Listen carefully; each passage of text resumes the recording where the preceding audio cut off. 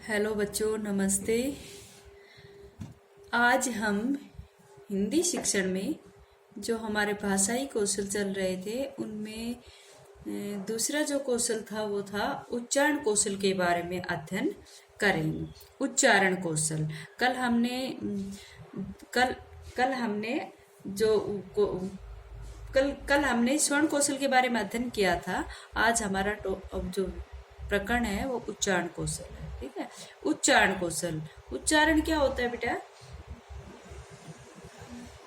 जो उच्चारण होता है, माना यह जाता है कि भाषा में उच्चारण का बहुत अधिक महत्व है। आप सभी जानते हो कि एक व्यक्ति जब उच्चारण करता है तो दूसरा उसका श्रवण करता है, तो श्रवण कौशल जो है तभी प्रकट हो सकता है जब हम उच्चारण कौशल करते हैं। इसलिए उच्चारण व श्रवण कौशल का बहुत ही गहरा संबंध माना जाता है और कौशल में इन दोनों का ही बहुत अधिक महत्व है। ठीक है, उच्चारण जो है वो मनुष्य के स्वर तंत्र से घनिष्ठ संबंध रखता है, क्योंकि स्वर तंत्रों के माध्यम से ही हम क्या करते हैं, उच्चारण करते हैं। और भाषा में उच्चारण के महत्व को दर्शाने के लिए कुछ विद्वानों ने तो ये भी कहा है कि व्याकरण से अधिक शुद्ध उच्चारण को महत्व देना चाहिए। भाई जैसे हम कहते हैं ना, व्याकरण सम्मत भाषा जो है वो शुद्ध होती है, लेकिन विद्वानों ने जब कौशल की बात कही तो विद्वानों ने ये कहा कि व्याकरण सम्मत की बजाय अगर उच्चारण शुद्ध हो तो व्याकरण की आवश्यकता नहीं है, बल्कि इन दोनों ही चीजों में उन्होंने शुद्ध उच्चारण को अधिक महत्व दिया है। उन्होंने ये कहा है कि अगर उच्चारण शुद्ध है तो वहां पर व्याकरण असम्मत होने पर भी अर्थ प्रदान कर रहा है। कहते हैं कि अगर हमारा उच्चारण शुद्ध है तो वहां पर व्याकरण असम्मत होने पर भी हम अर्थ को प्रदान कर रहे हैं। लेकिन अगर हमारा उच्चारण शुद्ध नहीं है तो व्याकरण सम्मत भाषा होने के बाद भी हम अर्थ का प्रदान नहीं कर पाएंगे, क्योंकि जो श्रोता है वो उस बात को समझ ही नहीं पाएगा। जब हम शुद्ध उच्चारण नहीं कर पाएंगे तो श्रोता उस बात को समझ नहीं पाएंगे। इसलिए शुद्ध उच्चारण को व्याकरण सम्मत भाषा से अधिक महत्व दिया जाता है। ठीक है, और उच्चारण के बारे में कुछ विद्वानों ने उदाहरण भी दिया है कि उन्होंने कहा है कि जिस प्रकार एक बाघिन जो है अपने बच्चे को अपने दांतों में दबाकर ले जाती है, अपने मुंह में पकड़ कर ले जाती है एक स्थान से दूसरे स्थान पर, तो वो कैसे ले जाती है कि न तो वो बच्चा उनके मुख से छूटे और न ही उसको दांत चुभे। तो इस प्रकार से उच्चारण इस प्रकार से होना चाहिए कि न तो हम हमारे अर्थ का विलोप हो और न ही हमारे जो है व्याकरण अशुद्धियां आए उसके अंतर्गत। ठीक है, तो उच्चारण कौशल क्या है? उच्चारण कौशल देखो,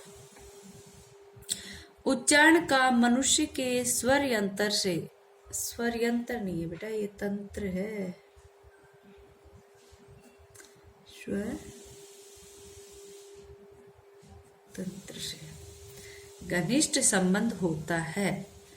स्वर तंत्र से, स्वर तंत्रिकाओं से ही संबंध होता है, क्योंकि स्वर तंत्रिकाओं के माध्यम से ही तो हम कोई बातें बोल सकते, कोई उच्चारण कर सकते हैं। उच्चारण का मनुष्य के स्वर तंत्र से घनिष्ठ संबंध होता है, क्योंकि स्वर फिर यंत्र लिख दिया,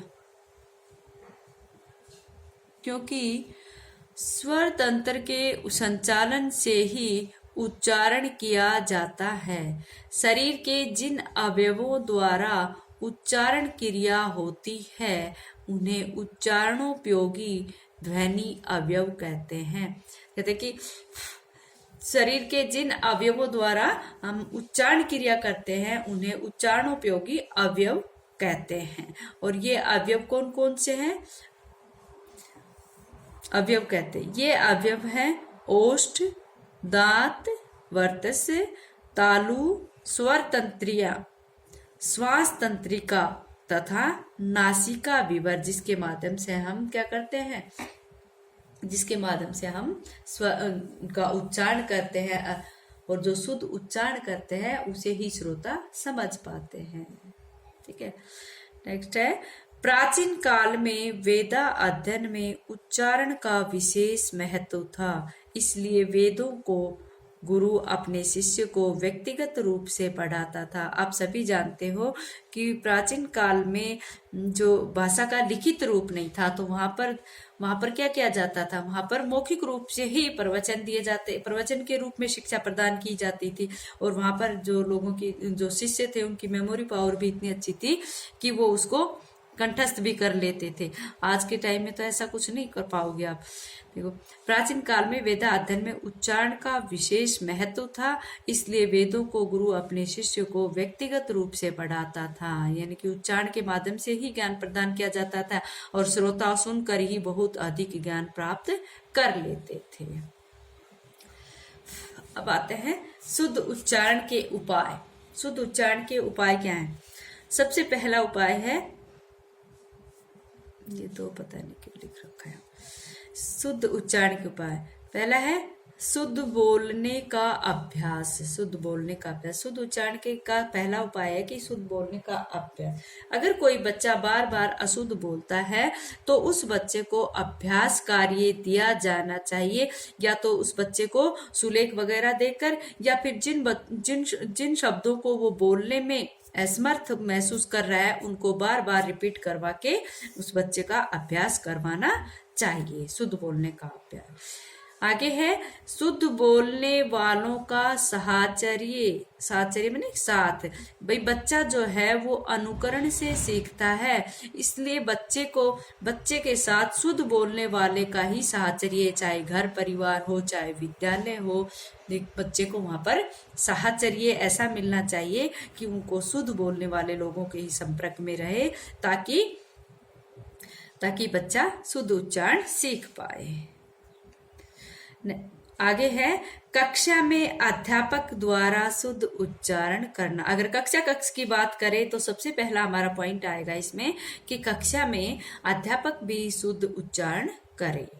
ठीक, आगे है कक्षा में अधिक से अधिक खड़ी बोली का प्रयोग करना, क्योंकि अपनी खड़ी बोली को ही बालक वहां पर समझता है। खड़ी बोली जो है वो स्पष्ट शब्दों को लिए हुए होती है, इसलिए कक्षा में अधिक से अधिक खड़ी बोली का प्रयोग करना चाहिए।